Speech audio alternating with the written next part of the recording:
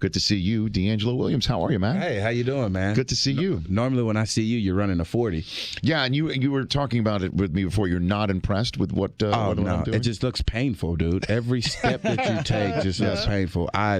Every step that you take, when I see you run it, I'm praying for you. Like, please. Well, thank you for that. Don't let him fall out. Don't let him pull a hamstring. Yes. Both of his knees look weak. Yes, they do. Yeah, but you finish every time, which is impressive. Like, it is impressive. And I'm running a suit, though. I mean, imagine putting on a coat and tie, dress shirt, and trying to run. Is that a dry fit suit? No. Really? That's more impressive than Excuse me, sir. It's made of the finest Italian threads. Okay. All right. That makes sense on why you look so bad when you run it. Because it's too good of a suit. Is what you said? You're trying. I should run and wear threads. DeAngelo Williams, the Pittsburgh Steelers, joining me here on the Rich Eisen Show. So let's say the Steelers had drafted Laremy Tunsil, and he comes into your locker room after everything that just happened. What would you say as a veteran of the NFL? Welcome to the Pittsburgh Steelers. He obviously has some issues off the field, potentially. I mean, I'm not sure. I don't know when that video was shot. I don't care when it was shot, but the fact is I'm not going to point a finger at him. I'm going to extend a hand because we've been doing that far too long. A lot of us say, hey, look at that guy, look at that guy, look at that guy, and no one's there to extend a hand to help him. So I'm there to help him. It's an unfortunate situation. Yeah. There was 31 guys that got their life changed yesterday. It's normally 32, but the whole deflate gate came back up again. So it was 31 guys that had their lives changed. And the only thing that came out of yesterday that everybody's really still talking about is that. Well, it's just a weird looking video, to come out when it did and have both social media accounts hacked. Somebody clearly has it in for this kid. Right. So if we know that, why don't we help him? That's my whole point. If we know that somebody clearly has it out for this kid, why don't we help him? Why don't we do the investigation for him and help him find out who it is so he can 86 that guy from his entourage or 86 that guy and he knows the guy or the woman that's out to get him? Because as of right now, he can't trust anybody. I wouldn't either. Mm-hmm. Would you? No. Absolutely. So we can help this guy find out who the mole is that leaked this video and hacked his account and things of that nature and help this guy. And would you do something as a teammate to make sure that he isn't backsliding? Absolutely. Absolutely. We all have our flaws. The only difference is not all of those flaws are caught on camera, and not all of us are in the public spotlight to where we can get ridiculed about what we do and our life behind closed doors. Mm-hmm. So when that comes to light, that's when we know that there's an issue there. And there's obviously an issue here. We obviously saw it. The whole entire country saw it. So let's help him. DeAngelo Williams, the Pittsburgh Steelers, joining me here on the Rich Eisen Show on behalf of Courtyard.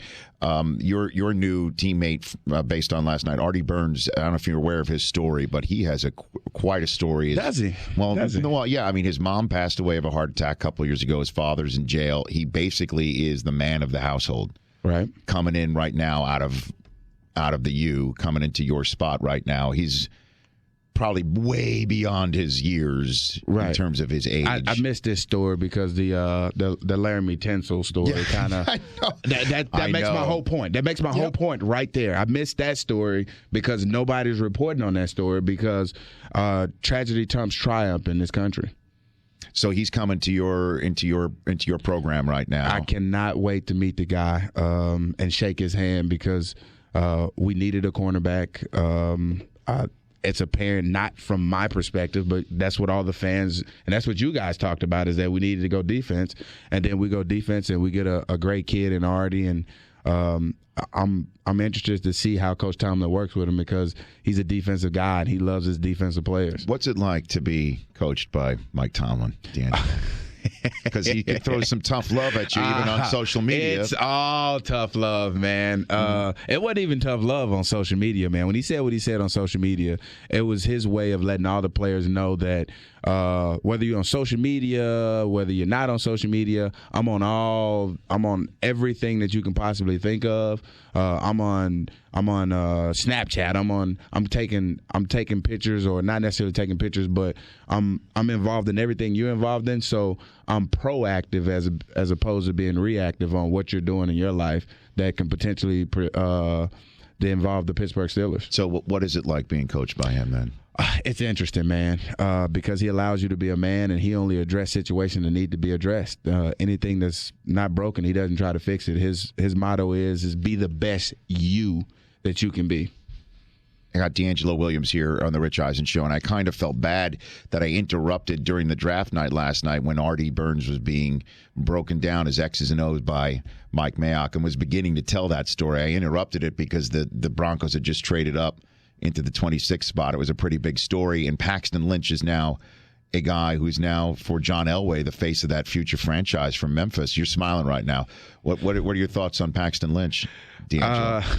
It's always great to see a fellow alumni get drafted in the National Football League, but it's not also great that he gets sent to the Denver Broncos, which was a team that eliminated us from the playoffs, and in the AFC, and currently at the top right now because of them winning the Super Bowl last year. But I'm excited for him. Everybody's saying that he's a young kid. That's obvious. They're all young kids, every one of them. Mm-hmm. You can't expect something big coming from a kid or these kids that come from a situation to where, and hear me out here, coming from a situation to where you're a college kid that have no financial responsibilities to, bam, from the call of your name, getting all these responsibilities being dumped on you and expect them to produce on and off the field as a pro. You have to learn that, because for 4 years you've been in a system to where you're in a college system where you have to go to school, you have to do books, to where now what you was doing as a hobby is now your job. And you take a kid and you put them in there with grown people that support their families, and it's completely different outlooks throughout the locker room. Well, and there's also a lot of more free time as a pro. Yeah, well, it's not as much free time as a lot of people think, because I hurt all the time, and it's mainly from running and working out. So I don't want to do anything but get on the couch and just lay there and watch cartoons with my kids. So for all the guys that are out there doing the extracurricular activities, man, my hat is off to you, because you obviously are not doing the same things that I'm doing. How old are your kids? 5, 2, and 8 months. Wow. Yeah, I know. You are in it. I am, dude. So what's the choice? What's the cartoon choice that you got going on? Well, I have a little bit of Doc McStuffins, yes. The Octonauts. So you're on Disney. You're on Disney Junior. Yeah, I'm Disney Junior strong, man. My go-to movie is Frozen, because I know all the songs. Oh, gosh. Oh, absolutely. Please no, DeAngelo. First of all, you guys settle down. Frozen is a classic. It is, and I want y'all to treat it as such. Okay? Can you just let them know? Let them know it's a story about true love. It is. It's true love, and not only that, like, it's one of the very few Disney movies where, like, it's like two princesses, and it's not like, you know, we normally get killed off in the movies, like the dad dies. Well, that actually does happen in Frozen, by the way. It does, but like at least both of them go this time. You know, like I mean, it's not better, but I mean, I'm just saying though. Normally, the dad gets the boot, and then you know, it's kind of like now, like Mother's Day is like a bigger day than Father's Day. Sure. It's like, oh, Mother's Day, we go out, they get the hearts, the candies, they get the, and then on Father's Day, Happy Father's Day, Dad, and like that's about it. As much as you get. Yeah, here's a tie. Yeah. And plus, DeAngelo Williams, you can, let's say, deep in the playoffs, at home or on the road in a place like Denver, you can say at some point, let the storm rage on. The cold doesn't bother me anyway. I actually sung that song at a lip sync contest. Yes. And it had double meaning because it was my first year in Pittsburgh, and everybody that I talked to was like, dude, it's going to be cold up there. It's going to be cold up there. It's going to be cold up there. Yeah. And my response to that is, you know they make jackets, right? It's made of Gore-Tex. You got the Gore-Tex and you're good. Absolutely. But I mean, just kind of going back to the Laremy Tunsil story, man. Again, like, it's unfortunate.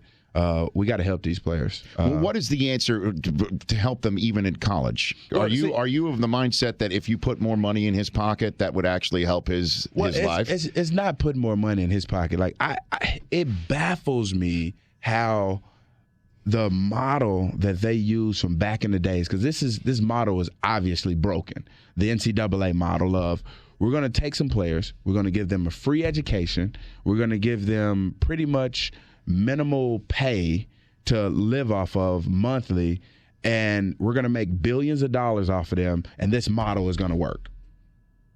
Clearly doesn't work.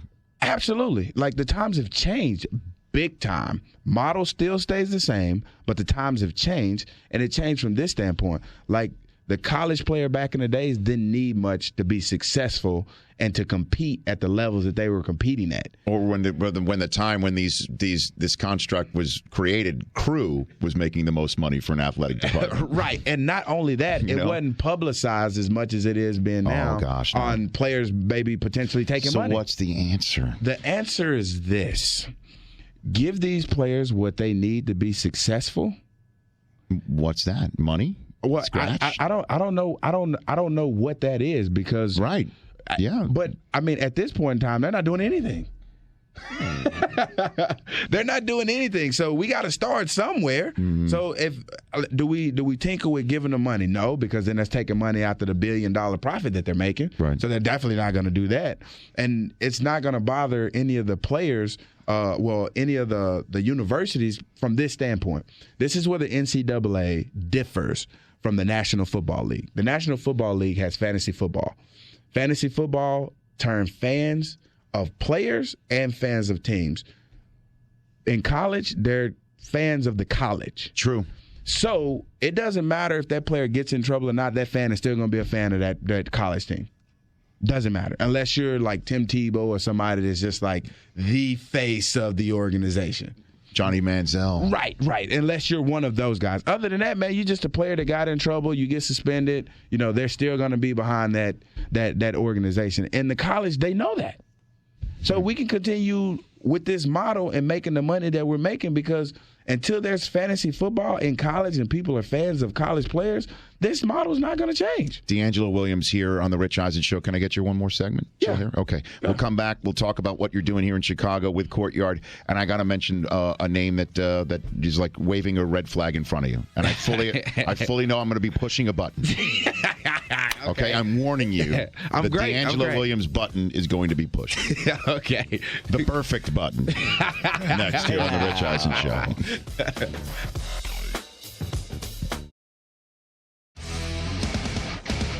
The Rich Eisen Show. We've got Barry Sanders, Pro Football Hall of Famer, coming up in hour number 3, and we've got a couple of phone lines open, and I will take your phone calls about last night's draft and tonight's draft at 844-204-RICH from you in hour number 3. I've got a few minutes left with DeAngelo Williams, the Pittsburgh Steelers, here on the Rich Eisen Show. You're at Draft Town with Courtyard? Is that what you're doing? Absolutely. What are you doing with them? I had a great time with them yesterday, doing some appearances, man. I had a Q&A yesterday with fans. Got a opportunity to talk trash about their teams, man. And, whether it was in New York or whether it was in Cincinnati or whether it was you looked at me weird when I said New York. No, I'm fine. Oh, okay. I'm good. All right. No, I'm good. Well, sure. Cincinnati's an interesting spot always for you. And Draft Town space here is in Grant Park through Saturday. Fans can make room for a little fun with access to stars like DeAngelo, compete for prizes. The Be a Broadcaster experience that's there, but don't be too good, because I want to keep my job for a while. It's all with thanks to good folks of Courtyard, the official hotel of the NFL. Speaking of Cincinnati, have you had any contact with Vontaze Burfict at all? I did. I had some words with him on Twitter. But that's about it. That's it. Yeah, that's it. I didn't have anything, no contact or anything like that. Do you think he cost the Steelers a spot further in the playoffs? Do you think without a doubt, and only from a standpoint of him knocking Antonio Brown out. But other than that, that's the extent of it. Whether it was legal or illegally, I think, without a shadow of a doubt, he cost us a chance at a Super Bowl. Well, then what he said, and then apparently afterwards, the whole Pac-Man business of him winking and faking it. Oh, clearly there was no faking going on. No, right? it was no faking, but I mean that's kind of what it is. That's what happened. We've gotten past it now. Burford will be sitting on the couch for a couple weeks, and then I hope he has a good trainer. So he can come back strong? Yeah, so he can come back strong, man, because I like that series, man. I like when it get a little chippy, man. I, for one, think the best thing that happened in football last year was Odell Beckham Jr. and Josh Norman, because it take you back to the old school days where you know you're going to get a good game because they genuinely don't like each other. What's your take on Josh Norman being let go essentially by your former team? He didn't get let go. They just didn't re-sign him. No. It worked out. They let him walk. They had to know when the minute they take a franchise tag off a player of his caliber, he's gone. Well, the thing is that they didn't have the money to pay him, and another team did. I mean, not everybody has $50+ million laying around there, and fortunately for the Washington Redskins, they did. How do you think it's going to cost Carolina? Well, it definitely may cost them a couple of games. You think so? A couple games? Are you serious? He shut down a whole side of a field, man, and now you just open that up. So you got to find somebody to go in there to potentially play even close to him. And, a lot of people coming out of there saying he was a system corner. I don't think he's a system corner. And if he is, I want him on my team. The system corner. I want him. I've never heard that term thrown around ever before until this year, but I want that system corner on my team. Yeah, well, look, man, you're awesome. I really enjoyed chatting with you. Thanks, Good to meet man. you. I wish we had more time, Rich. We can talk about your 40 and other things. Well, you can come back anytime. You know that, right? Okay, yeah, but I want to come back before you run the 40 again because I'm telling you, many months for that. Then. Yeah, it's getting down to where you're getting up in age, and it could potentially cost you some muscle spasms and lower back issues. Understood. I appreciate your concern for me. Yeah, I am. I know I'm 33. I'm at that age now. I love it. The Rich Eisen Show, weekdays at noon Eastern on Audience.